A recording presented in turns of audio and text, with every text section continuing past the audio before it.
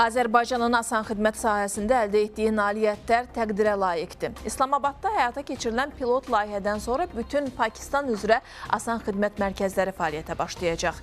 Pakistanın İnformasiya Texnologiyaları və Telekommunikasiya naziri Şahza Fatimə Xavaja vətəndaşlara xidmət və sosial innovasiyalar üzrə Dövlət Agentliyinin sədri Ülvi Mehdiyevlə görüşdə bu barədə məlumat verib. Görüş zamanı İslamabadda asan xidmət mərkəzinin təsis olunması istiqamətində icra edilməkdə olan işlərlə əlaqədar geniş müzakirələr aparılıb.